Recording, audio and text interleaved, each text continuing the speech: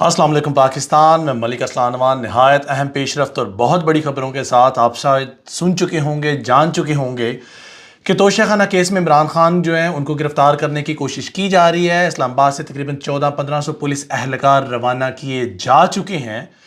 ना सिर्फ ये ही बल्कि इसके साथ साथ वाटर कैनन्स का इस्तेमाल करने की भी एक्सपेक्टेशंस हैं। और दूसरी जानब पीटीआई की जो विंग है, जो पीटीआई की टीम है, वो इस वक्त हाई कोर्ट से रुजू कर चुके हैं। लेकिन अब देखना यह है कि जिस तरह आधी रात को अदालतों ने इंसाफ लगा के पीडीएम को इंसाफ दिया, क्या अदालतें भी आज खुलेंगी इतवार के दिन?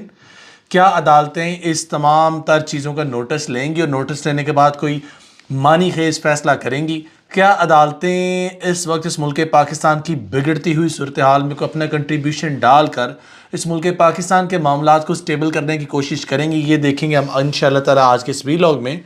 और इससे पहले कि मैं अपनी वीडियो का बाकायदा आगाज़ करूँ, आज के जो टॉपिक्स हैं वो तोशाखाना केस था, जैसे कि मैंने आपसे डिस्कस किया। कप्तान साहब की मुमकिन गिरफ्तारी, मरीम नवाज़ ने एक बड़ा प्यारा ट्वीट किया है। देखिए, मरीम बातें करती रहती है, ये मरीम ना हो।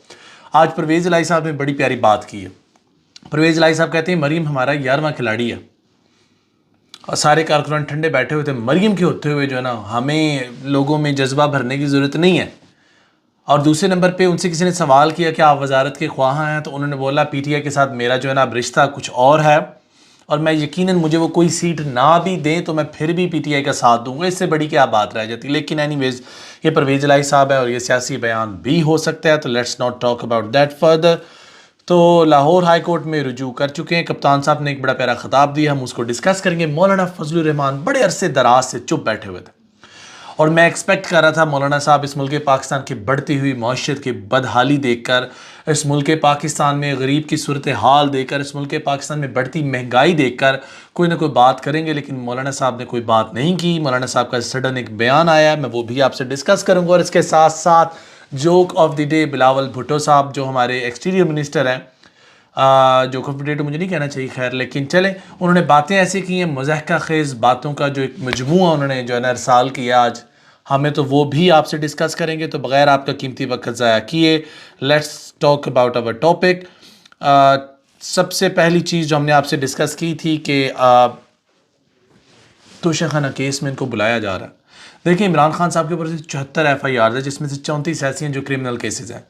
और आप ये बात जान लीजिए, 74 FIRs की हर 15 दिन बाद भी डेट ली जाए और लेकिन फिर भी एक दिन में 4 FIRs की जगहों पे आपको कोर्ट में पेश होना पड़ेगा। एक दिन में अगर एक बंदा 4 दफ़ा कोर्ट्स में पेश हो रहा है तो 30 दिनों में वो बंदा कितनी दफ़ा कोर्ट्स में पेश होगा? मैथ्स का सवाल है, मेरा कुछ मुनासिब मैथ नहीं, आप बता दीजिए, तब तक मैं अपनी वीडियो को कैरी ऑन करता हूँ। तो एक शख्स इतनी दफ़ा अगर कोर्ट्स में जाए तो आप क्या समझते हैं, ऑलरेडी जिसको असैसिनेट करने की कोशिश की गई हो, जिसकी गवर्नमेंट को डिस्टेबलाइज करके घर भेजा गया हो, आप उसका सिक्योरिटी कवर ब्रेक कर रहे हैं। ना सिर्फ आप ब्रेक करें, क्या आप रिस्पॉन्सिबिलिटी लेते हैं? बहुत ज़्यादा जो मिथ्स ये पाई जा रही हैं, स्टोरीज़ ये पाई जा रही हैं। बाबर रहमान ने भी ये कह दिया कि उसने पहले भी, आज से 2 वीक पहले भी ये कहा कि इमरान खान की जान को ख़तरा सरजद है, लेकिन इस बात को कोई सीरियस नहीं ले रहा। इट्स ऑल राइट, ना लें आप, लेकिन अल्लाह ना करे कोई ऐसी नागहानी सूरत हाल अगर पेश आती है तो उसके कॉन्सिक्वेंसेस कौन भुगतेगा, उसकी ज़िम्मेदारी किस पर होगी? एक बहुत बड़ा सवाल का निशान है। और मेरा नहीं ख्याल इसको कोई हुकूमत इतनी स्टेबल है, इवन कि स्टेबल भी हुकूमत हो, किसी भी अपोजिशन लीडर का इस तरह का बेमाना उसके ऊपर कोई हमला हो जाए या उसकी जान इस हमले में चली जाए तो उसकी ज़िम्मेदारी लेना कोई इतना आसान काम नहीं है। बाकी हुकूमत को सोचना चाहिए, जब एक तरफ आपके बाबा मरीम बीबी नवाज शरीफ साहब जेल में थे और बार बार कहा जाता रहा उनको संगीन मसाइल हैं, संगीन सेहत के मसाइल हैं, उन्हें बाहर जाने दीजिए। मरीम ने क्योंकि ट्वीट किया इसलिए मरीम को नामजद किया जा रहा है यहाँ पर। तो जब आपके बाबा बाहर जा रहे थे, बीबी, जब आपके बाबा इस मुल्क पाकिस्तान से चले गए थे तो 3 साल तक वो इतने बहादुर थे कि आते ना पाकिस्तान, आते ना अदालतों को फेस करते ना अपने आप को, नहीं किया उन्होंने। और मैं बारहा आपको एक बात बताता चला जाऊँ, इमरान खान के ऊपर आपने क्रिमिनल ऑफेंसेस लगाए, वो आपके ऊपर करप्शन ऑफेंसेस थे। देयर इज़ अ डिफरेंस और ये कौम इस फ़र्क को जानती है। आपके ऊपर मुझे नहीं लगता कि पीडीएम की तमाम जो जमातों के ऊपर भी 74 FIRs होंगी जितनी आपने खान के ऊपर लगाई हैं। आज आप किस मुंह से कह रही हैं कि इमरान खान को अदालतें जो रिलीफ दे रही हैं? आपने टोटल ऑफ टोटल पर्चा जात जो है, जो FIRs हैं, वो टोटल ऑफ टोटल आपने ज़िद में, हसद में, कीना में, बग़्ज़ में लॉन्च करवाई हैं। आपकी FIRs में और उनकी FIRs में फ़र्क था। 400 अरब रिकवर करवाए हैं उनकी FIRs ने, आपकी FIRs ने कितनी रिकवरी करवाई है? रिकवरी तो दूर की बात, आपने जितना नुकसान करवाया है नैब को तोड़ कर, तरामीम कर कर 4000 करोड़, पता नहीं कितने के, मुझे अभी फिगर्स याद नहीं है, लेकिन मैं नीचे फर्स्ट कमेंट में मेंशन कर दूंगा वीडियो के एंड पे। तो इतने लोगों को आपने रिलीफ दिया है, तो खुदा का नाम ले बीबी। बाकी आप मरियम अपने बाबा कहते, बाबा साईं थोड़ी सी बहादुरी इमरान खान को उधार दे दें। भाई बहादुरी नहीं, बुज़दिली दे दें, ताकि मुल्क पाकिस्तान से बाहर चले जाए। जितनी FIRs आपने कटवाएं, आप अपना टेन्योर पूरा करें, वो वापस आए, वो एग्ज़ाइल काट कर आए, लीडर बन जाए। आप यही घिसा पिटा पैटर्न चाहती हैं। जनाब कौम जाग गई है। जो लोग इस कौम को लावारिस छोड़ कर जाते हैं, कौम उनको नहीं भूलती और कौम उनको सपोर्ट भी नहीं करती। आज पाकिस्तान मुस्लिम लीग के नून के टिकट लेने वाला कोई नहीं। जो पुराने टिकट अहदेदारान हैं वो भी इससे तंग है। वो दुआ करते हैं कोई और आ जाए तो इज्जत से ये बाहर चले जाएं, लेकिन नहीं, आपको वो दिखाई थोड़ा ही देगा। बाकी अता तारड़ साहब हैं, अल्लाह उनको भी हदायत दे। अता तारड़ साहब जब भी मुंह खोलते हैं कोई बुरी बात ही करते हैं, और मेरा नहीं ख्याल कि अखलाकियात से इनका दूर दूर तक कोई ताल्लुक है। अगरचा उनके फैमिली एक बहुत रेप्यूटेड फैमिली है, वेल रेप्यूटेड फैमिली है, लेकिन अता तारड़ साहब वल्लाहु आलम जब भी बात करते हैं नाजेबा और नागवार ही करते हैं। इससे ज़्यादा मुझे इन पर कोई बात नहीं करनी।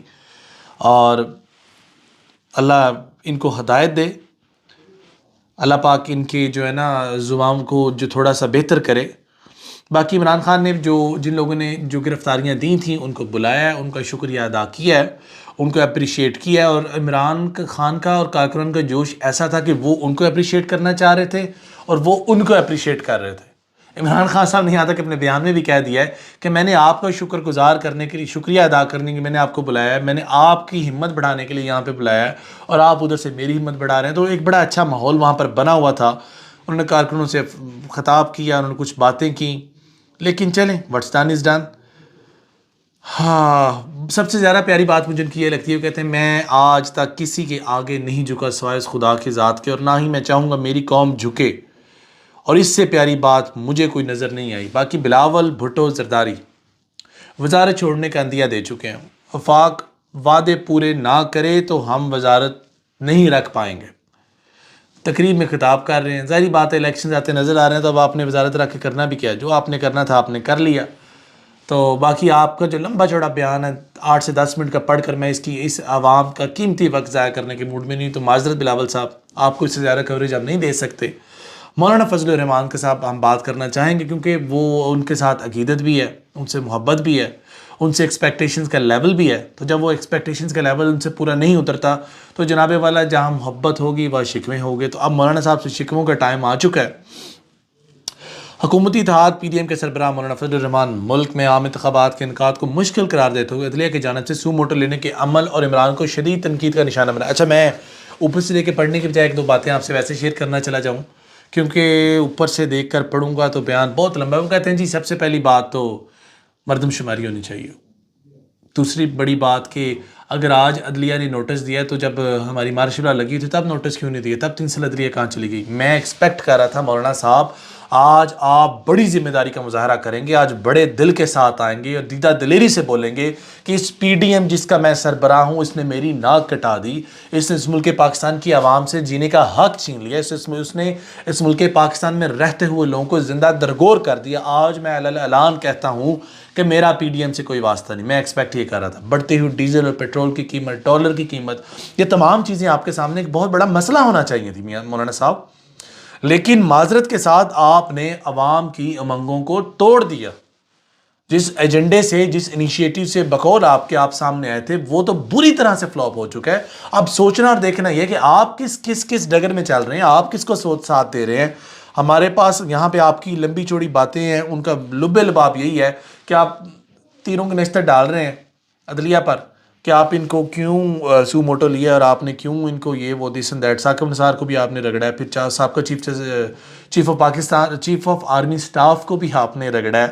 तो चलें, अल्लाह आपका हामी नासिर हो, अल्लाह निगहबान, अल्लाह आपको मुझे सबसे पहले हिदायत दे ताकि मुझे पता लगे मैंने चुनना किन लोगों को है, मैंने साथ किन के खड़े होना है, मैंने सपोर्ट किन लोगों को करना है, और मैंने तासब की ऐनक उतार कर चलना किसके पीछे है। अल्लाह सबसे पहले मुझे हिदायत दे, फिर हमारे सामईन को दे। कि वो अपना किबला दुरुस्त करें, और उसके बाद अल्लाह पाक ऑटोमेटिकली इनको भी हिदायत दे दे कि ये जिस तरह आवाम को गधा, बेवकूफ़ और लाशऊर समझते हैं, अब आवाम वैसी नहीं रही।